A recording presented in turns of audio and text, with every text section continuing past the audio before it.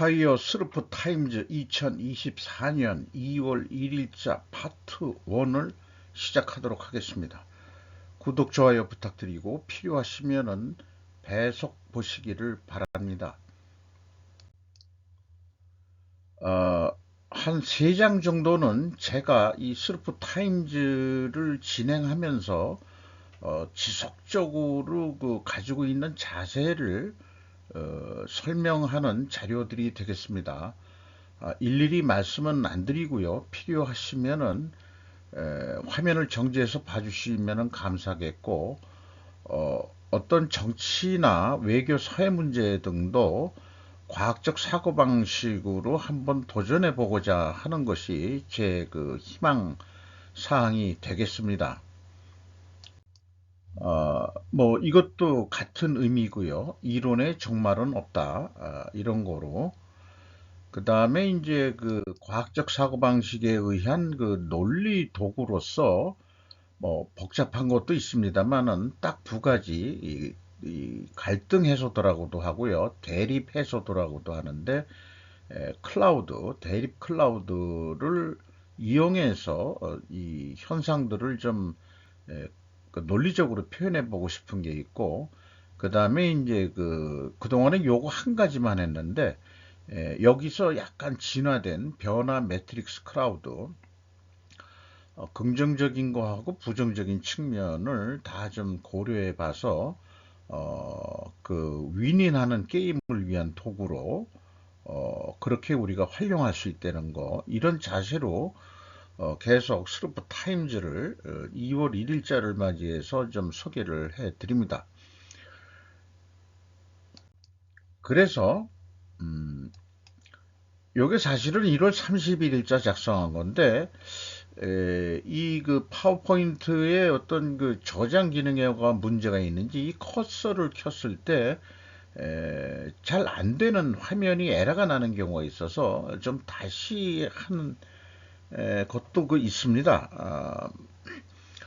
그래서 뭐 진행을 하자면은 때리면 확산, 놔두면 낙선, 보복선언, 바이든의 이란 딜레마라고 이런 제목으로 권경선 기자와 조아름 기자가 한국일보에서 보도했는데, 쭉 읽어보니까 이걸 딜레마라는 거로 해가지고 좀 주목을 끌고자 했는지는 모르지만은 과연 딜레마인지, 그것을 딜레마라 그러면 완전히 대립구도로서 필요조건 논리로 설득이 돼야 되거든요. 그래서 A골은 이걸 적지를 못했는데, 제가 이 필요조건 논리라는 것으로 얘기를 해보면은 A골을 위하여는 반드시 전면적 보복 공격을 해야 한다. 반드시 전면적 보복 공격을 하기 위하여는 반드시 중동 전쟁 확전을 염두에 둬야 된다. 이렇게 표현해 볼 수 있겠고요. A골을 위하여는 반드시 부분적 보복 공격을 해야 한다. 부분적 보복 공격을 하기 위하여는 반드시 소모전 유지 형태로 진행되어야 한다. 이렇게 돼서 이 중동전쟁 확전이라는 거하고 중동 사태가 계속 소모전으로 유지하는 거, 이것이 대립 관계인가, 이렇게 해봤는데, 기자는 이거를 대선 실패, 낙선이라고 했지만은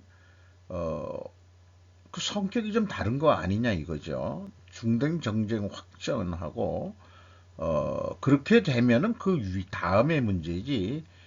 그래서 딜레마라고 얘기하기는 좀 어렵지 않냐, 이렇게 좀 저는 생각이 들어가요. 기사의 주요 이 요약한 중간 제목은 미군 사망 부른 민병대 배후 문책의지, 공격 말리기는커녕 장비 훈련 자금 지원, 충돌 없는 자국민 보호 묘수 찾기 부심.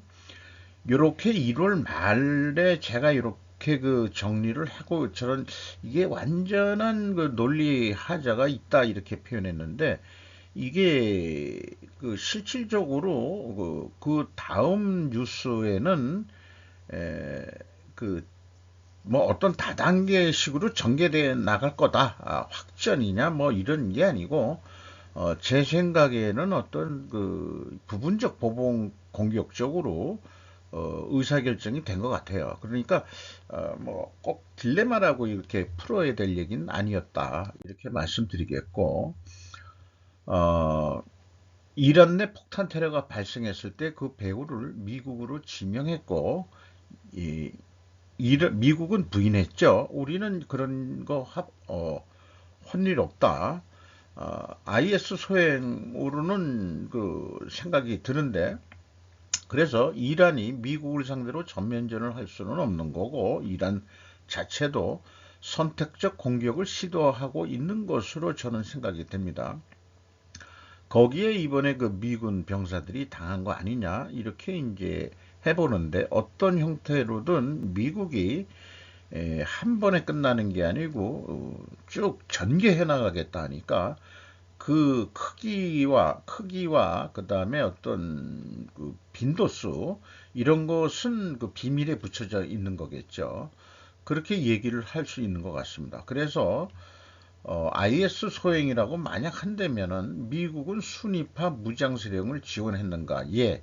IS가 그 예 아닌가? 이렇게 에, 저기 그 많이들 인식을 하고 있죠. 바보야. 문제는 공급량이 아니야.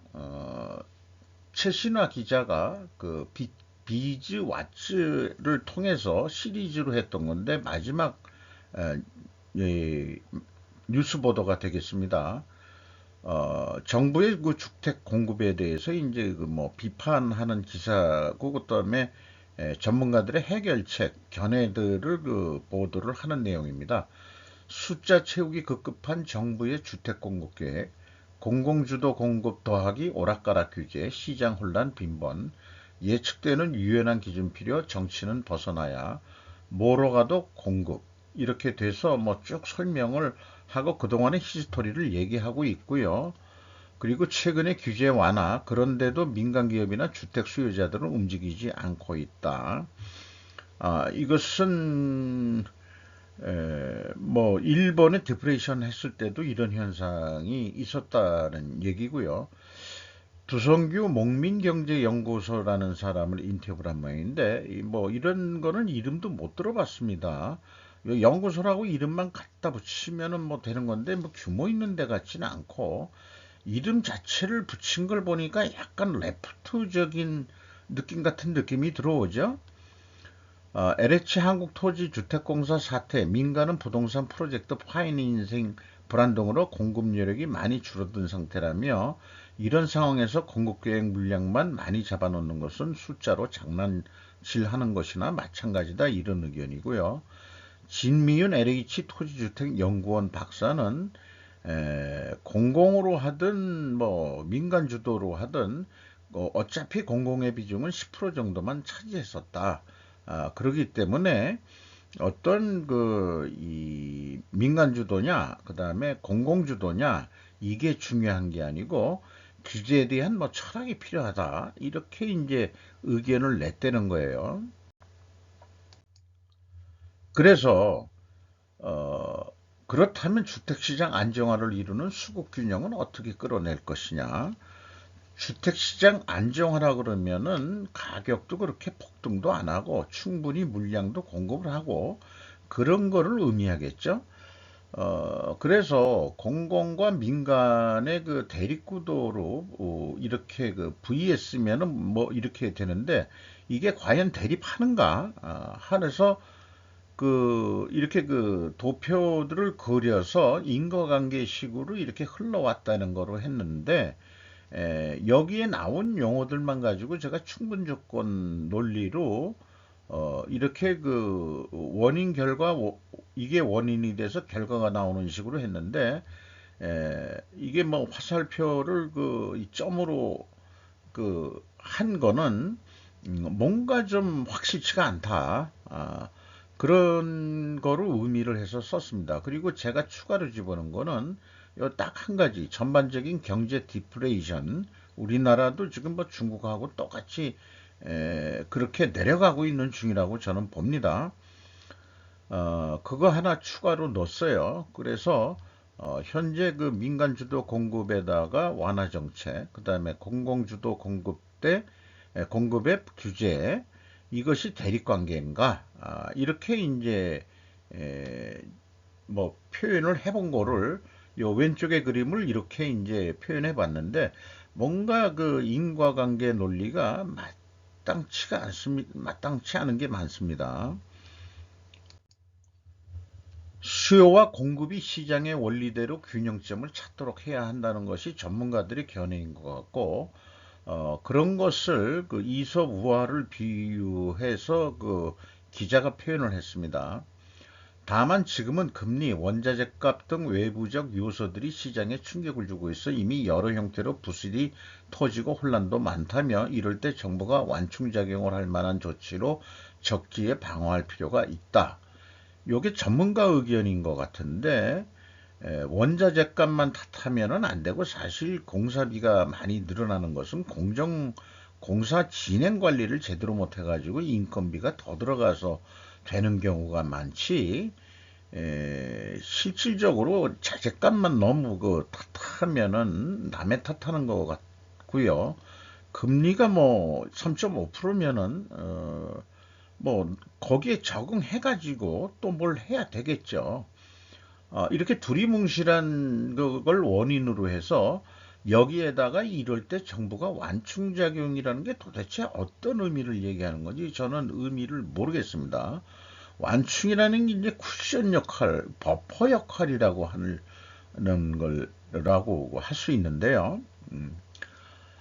그 부동산 정책의 대전제가 시장의 변동성을 낮추는 데 있어야 한다는 목소리도 나온다. 이런 거는 이제 기자가 주워 들어가지고 써놓은 얘기 같고 두성규 뭐 아까 그 경제연구소라는 데서 뭐 경착륙 이런 거에 대해서 그 정책을 하면은 나중에 나타난다 이런 뜻으로 얘기를 했고 그게 뭐 바로바로 효과가 나오는 건 아니다는 거는 뭐 맞을 겁니다. 그리고 그 LH 그 박사 얘기로는 집값 사이클에 따라 규제를 만들고 되살리고 할 게 아니라 유연하게 운영해야 된다. 어, 이걸 선무당 같은 얘기라고 저는 글쎄요. 그게 전문가 이렇게 추상적인 얘기는 누구나 다 할 수 있을 것 같아요. 가령 정부는 가이드라인만 제시하고 지자체 등 지역마다 실정에 맞게 탄력적으로 적용하는 등 자율성을 살리는 방향이어야 한다고 한다. 이게 뭐 지자체 얘기를 끝내고 그러면은 중앙통제 안 하고 지들 지방자치에서 꼴리는 대로 하겠다. 요거 뭔가 그 사상이 좀 전체 부동산 중국 같은 데도 그 전체 중앙정부가 부동산 뭐 그걸 하고 그다음에 민간 주도라면은 뭐 그걸 따질 것도 없는 건데 그래서 간단하게 그 앞에 그 얘기했던 거를 갈등 대립 구조도가 맞는지 안 맞는지 모르지만은 뭐 그걸 대립 구조도로 좀 만들어 봤습니다. 성공적 주택 공급을 위하여는 반드시 민간주도 주택 공급을 하여야 한다. 민간주도 주택 공급을 위하여는 반드시 이 관련 규제를 완화해야 한다. 지금 이렇게 가고 있는 거죠. 또한 성공적 주택 공급을 위하여는 공공주도 주택 공급도 동시에 해야 된다. 왜냐하면은 LH 존재 가치가 뭐냐 이거예요. 뭐 그런 의미를 부여하더라도 그리고 주택 공급을 위하여는 반드시 규제를 강화해 나가야 된다. 이렇게 되는데 여기에서 논리가 좀 잘 안 맞죠? 반드시 왜냐하면 뭐 이유를 제가 대기가 어려워요. 전문적인 지식이 없어서 그런지는 모르지만은 공공주택을 그래서 여기 공공주택에는 임대주택이 포함되어야 되지 않겠냐? 임대주택으로는 민간들이 그렇게 그 돈을 짭짤하게 못 보니까 공공이 임대주택을 많이 맡아야 되는 거 아닌가 해가지고, 그러면 뭐 규제를 강화할 무슨 이유들이 또 여기에 이유를 좀 들 수가 있겠죠. 음. 전통이 된 망언, 일외무상 11년째 독도는 일본 땅 외쳤다. 이 외쳤다에 대해서는 제가 물음표를 했고요. 일반적으로 소리 질렀다 이런 건 아니죠. 외쳤다고 한다 그러면은 큰 소리로 소리 질렀다 이런 얘기 아니에요. 근데 이런 아줌마가 그렇게 얘기할 수는 없겠죠. 국회에서. 가미카와 요코 일본 외무상은 30일 정기국회 외교연설에서 독도와 관련해 역사적 사실에 비춰봐도 국제법상으로도 일본 고유 영토라면서 이 같은 기본적인 입장의 근거에 의연하게 대응하겠다고 말했다. 이런 얘기예요. 뭐 다른 그 국제적인 얘기도 하면서 우리나라 얘기는 요거를 꺼낸 것 같아요.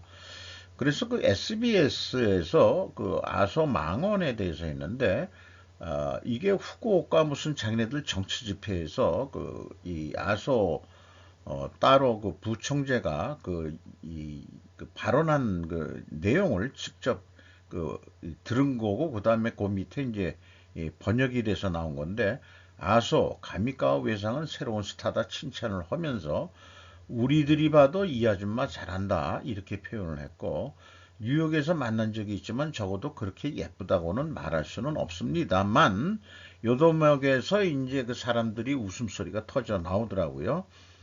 그리고 또 이딴 구설에도 여전히 막강한 권력이 아소 타로다, 이렇게 얘기하는데, 제가 이것을 보고도 그 아재 개그 수준으로 이해가 됩니다.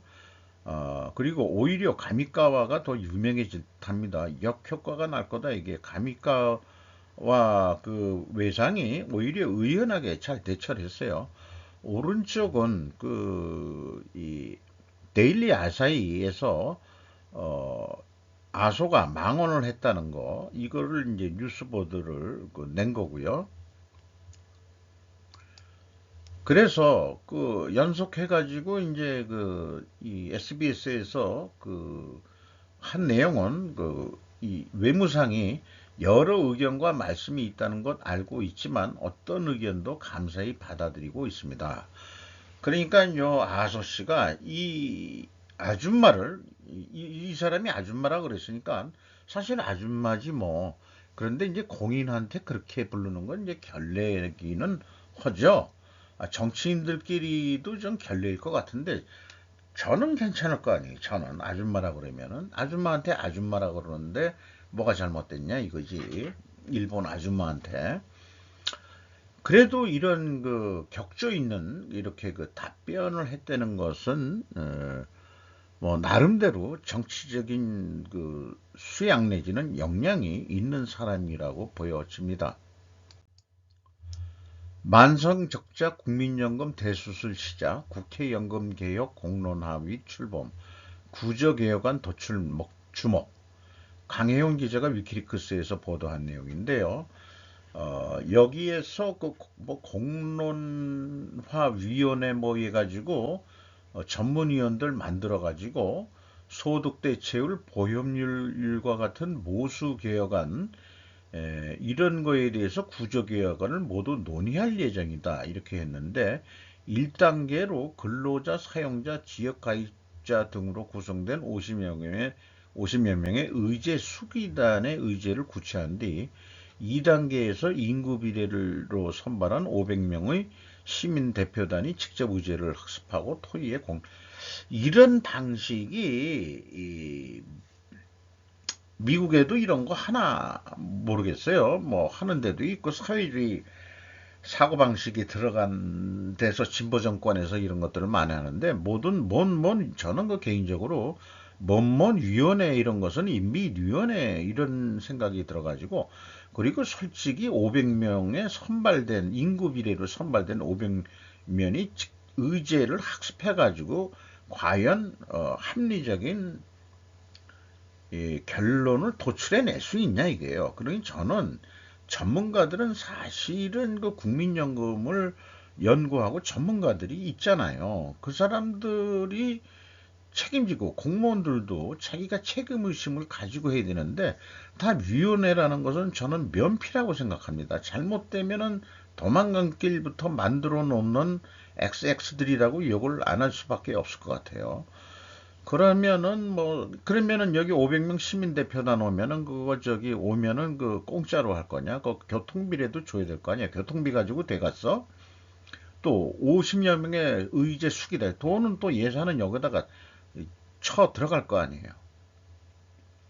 그렇게 생각되는데 공짜로 와가지고 그 예를 들어서 서비스 정신을 가지고 참여 정신, 참여 정부, 뭐 이따위 민주 참여, 뭐 이런 좋은 이름으로 뭐 많이들 그 이 좌파 정권에서 그 진보 정권에서 그런 거를 많이 했죠. 그래서 뭐 또 뭐 열정페이 있다 있고 말이라는 것도 해내고 아주 그 박봉에 사람을 갖다가 그 지들이야말로 착취를 하는 애들이었어요. 보면은 저는 그렇게 생각을 합니다.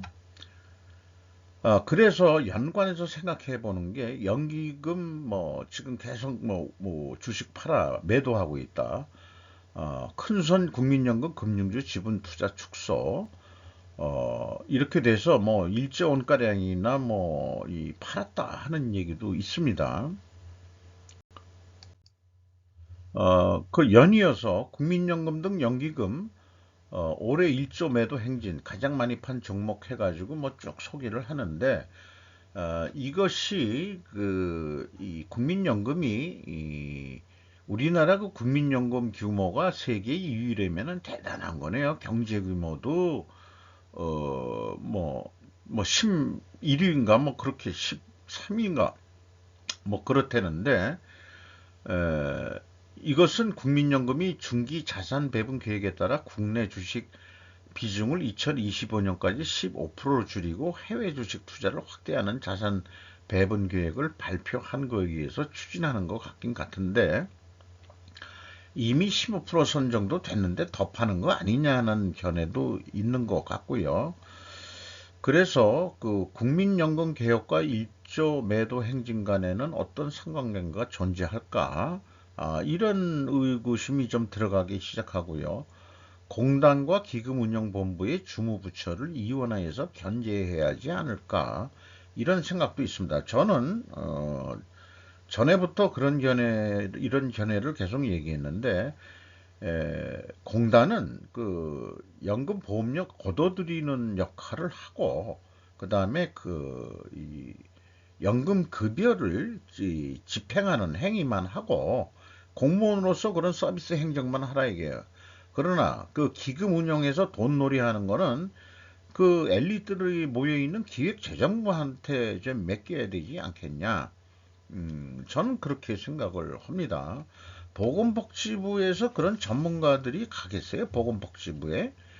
그리고 그 보건복지하고 뭐 이런 복지 연구한 사람들이 무슨 돈놀이 하는 거를 알겠습니까?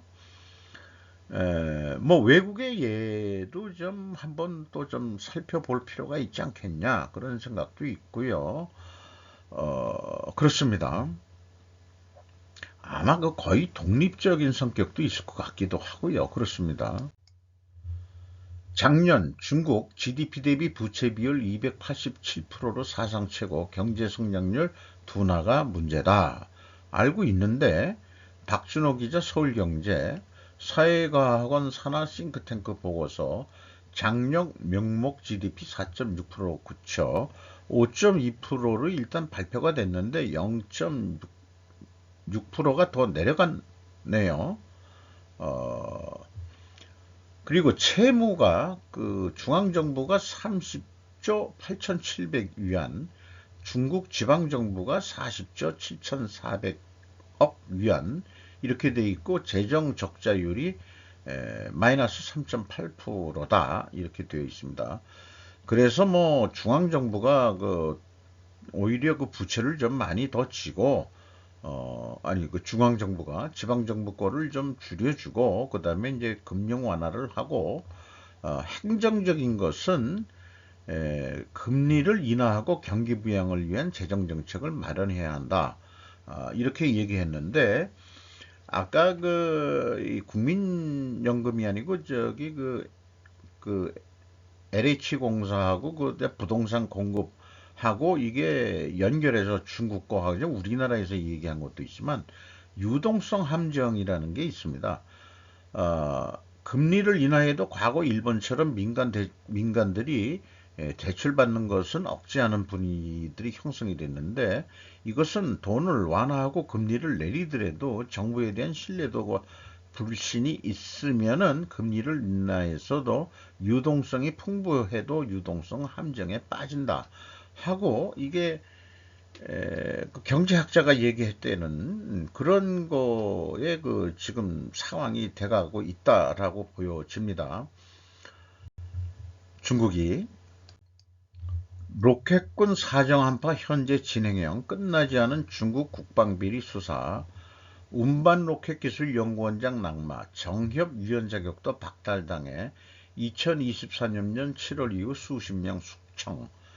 이게 우리나라에서 이 세계일보에서 뭐 최초로 보도한 건지는 모르지만은 이미 외국에서는 다 일본 뉴스만 하더라도 이미 다 나왔던 얘기예요. 그리고 어, 로켓 연료 넣는 통에 물을 채워놨다. 이런 뉴스도 있었죠. 그 다음에 요거는 이제 마지막 파트 1의 마지막인데요. 이 정영진 씨가 셀럽 투어 정영진, 이번엔 트럼프 사위와 인증샷 해가지고 트럼프 사위가 키 크다고 뭐 이렇게 하면서 올렸다는 거예요. 이게 X인가 뭐지, 어디서 하는 건지 모르겠네. 트위터구나, 트위터. 셀럽들을 만났다는데, 여기서 보면은 의미는 절대 없다며 억측은 자제해달라 뭐 어쩌고 저쩌고 했는데, 제 생각에는 제가 셀럽이 되고 싶어서 아니겠습니까? 요 얘기 아닐까요? 이상 마치도록 하겠습니다.